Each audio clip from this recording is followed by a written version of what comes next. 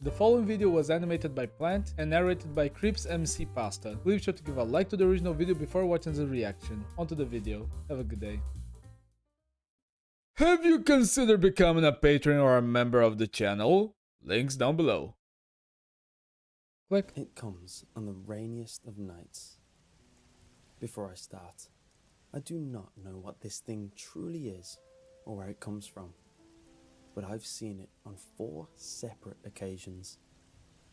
All I know is that it has shown up outside my house only when it's downpouring in the middle of the night. Not every rainy night, but the rainiest ones. The ones where the rain is whipping sideways and the entire structure of your house is creaking from the wind. That kind of rain.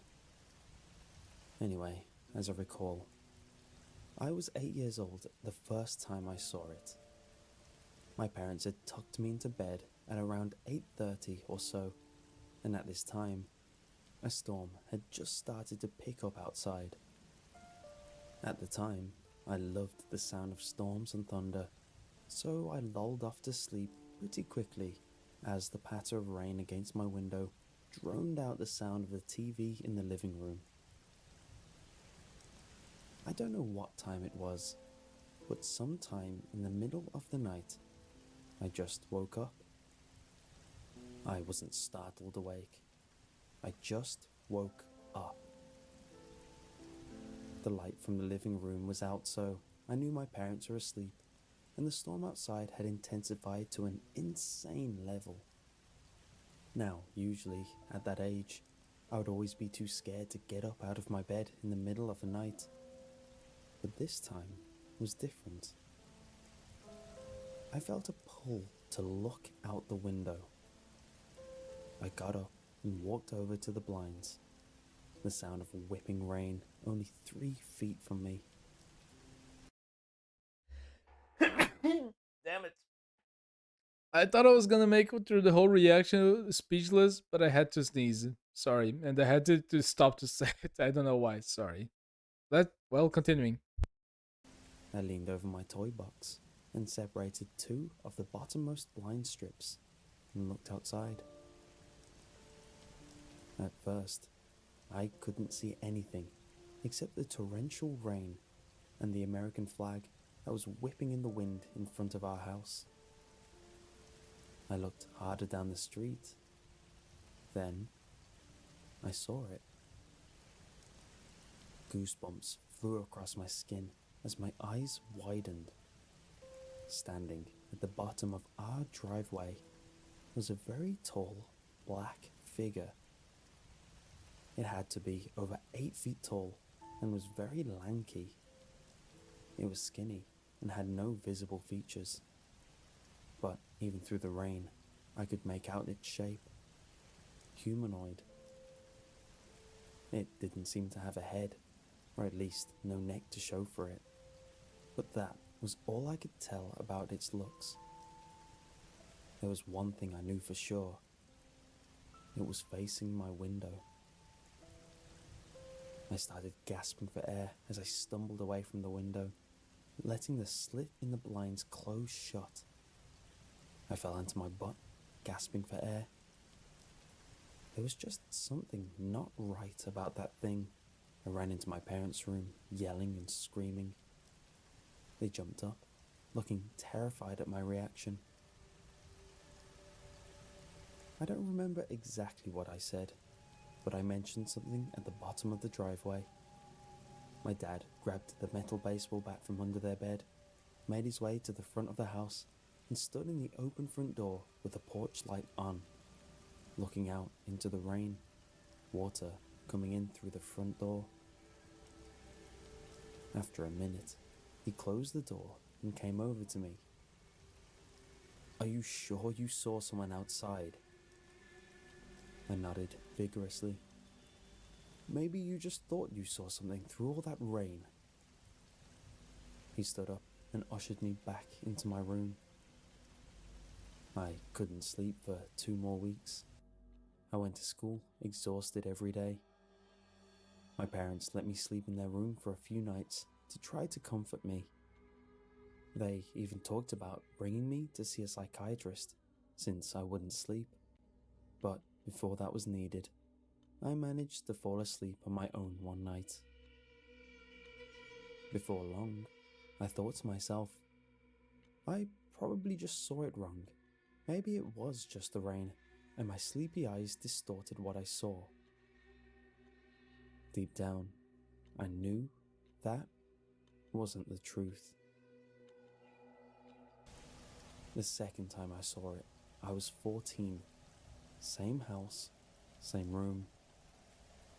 I had my door closed as I slept, and the sound of whipping wind woke me up. The storm must have started while I was sleeping. It was getting strong too. The events of that night flew back to me like deja vu. My eyebrows raised as I involuntarily raised my shoulders since I was so scared, so chilled. I don't know why I did this. I shouldn't have, but I stood up and walked over to the blinds. A tear fell from my eye in fear as I parted the blinds. It was in the middle of my yard. I stumbled back screaming. In a second, my parents were in my room. I pointed to my blinds, unable to form audible words. My mom grabbed me and looked at me, asking if I was okay. My dad looked out of the blinds, only to turn back to me. There's nothing out there. The same ordeal happened with me not being able to sleep, and this time my parents admitted me to a psychiatrist. Long story short, it didn't work. I saw what I saw, and no one believed me. I had pretty much linked storms to that creature at this point, and had given it the nickname, I know it's cheesy, Rain Lurker. I told my friends at school all about it, but of course, still, no one believed me. My friends started to get annoyed at how much I was talking about the Rain Lurker. Some started to distance themselves, saying I was getting weird. I was constantly researching online for odd sightings like this, but found nothing promising. One night when I was 16, I awoke during a freak storm.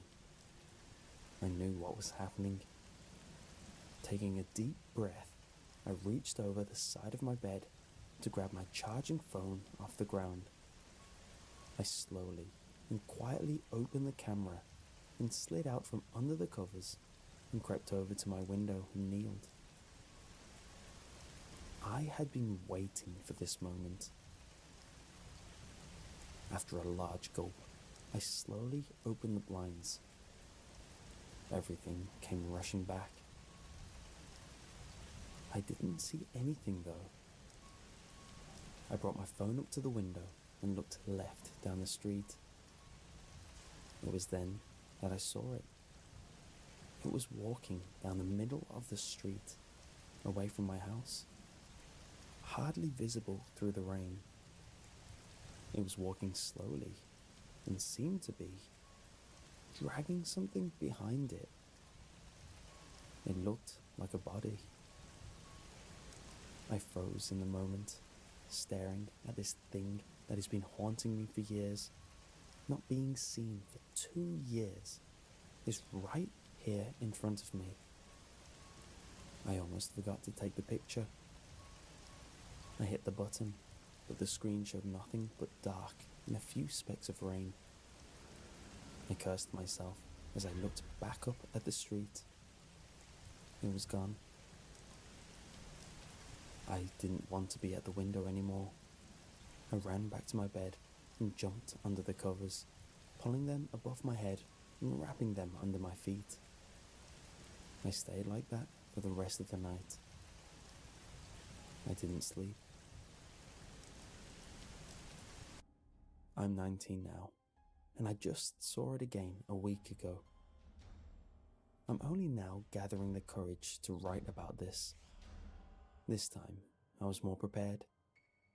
I had saved up for a high definition night vision camera and had set it up next to my window, always.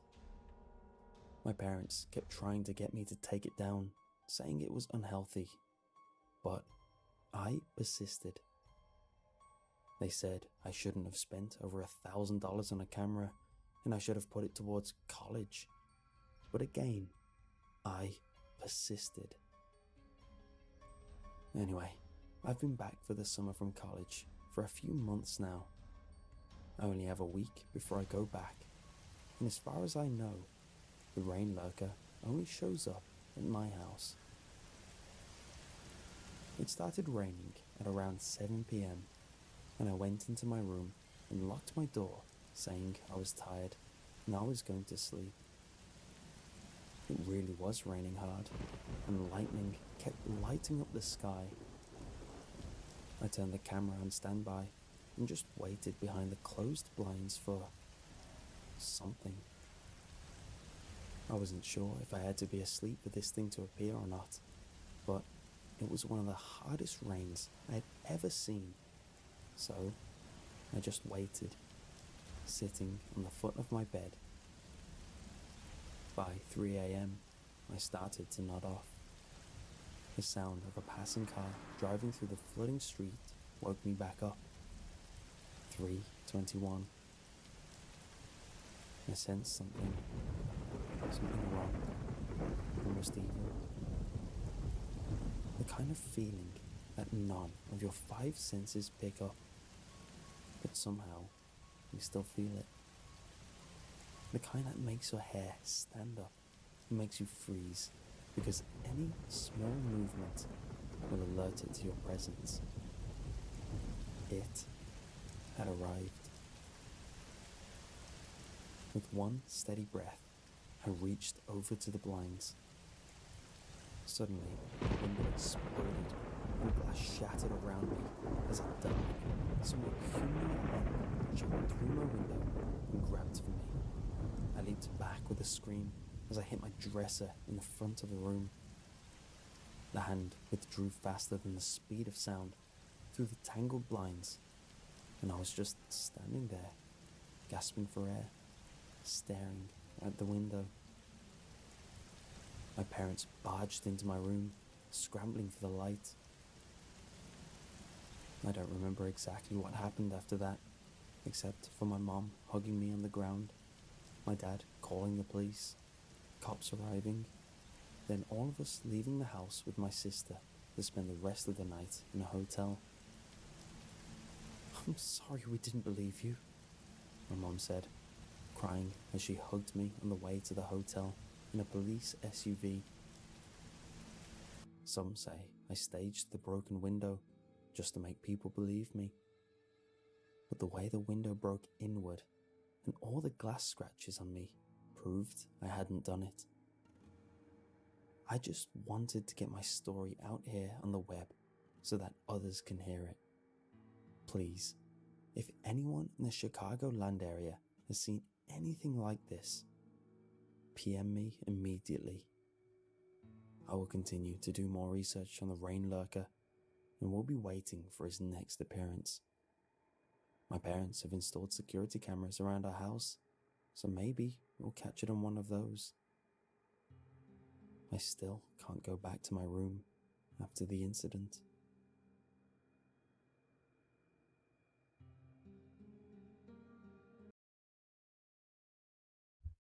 Okay.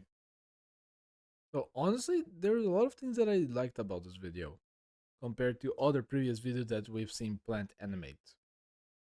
First off, just the attention to detail when Plant was like recreating like the point of view from the narrator of his childhood, having like the little like a TF2 kid, which is blonde, being like the protagonist of the narration, and then making Scout the actual like I would say like the current narrator being blonde as well. Honestly, I didn't see that coming. That was actually a great detail. The second thing that I wanted to talk about, Sniper, or better saying the Give it to me. parents. Let me just mute this while we talk. The parents actually being like extremely healthy, when it comes to helping their son.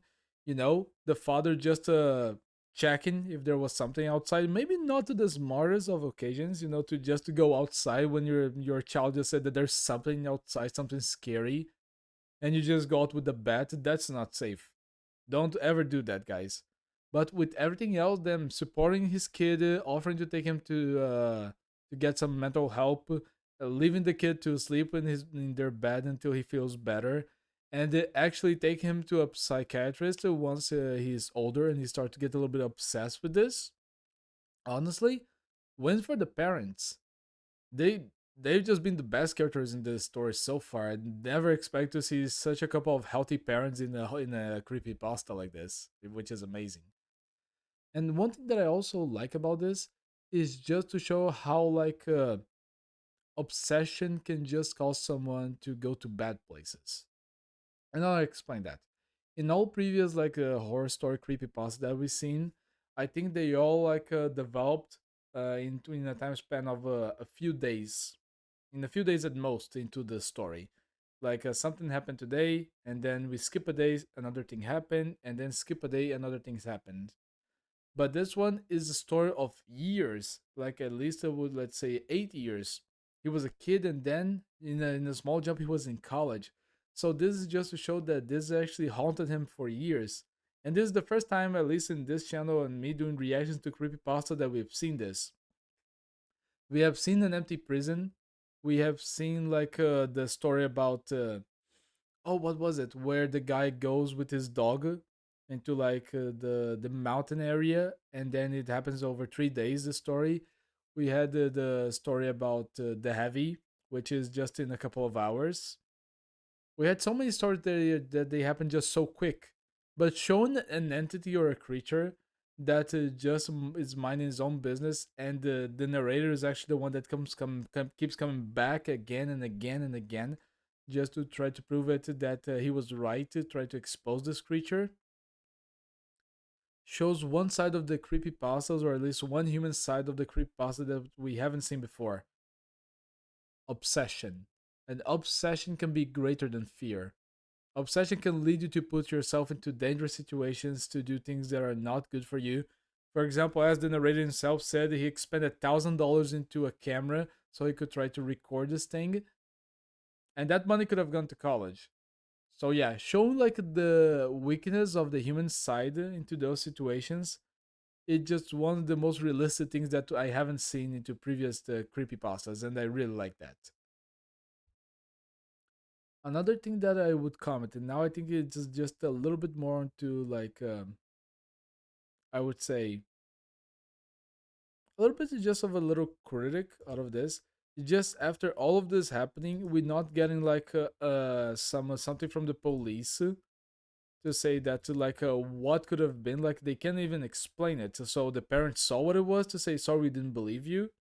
The police made an investigation and then proved that it wasn't him that made like the broken window. It was him who broke the window. So what was like the police like presumption? I think that for this narration, having a little like a follow up statement from the police or what they thought it was or their presumption would have been a great addition to the end.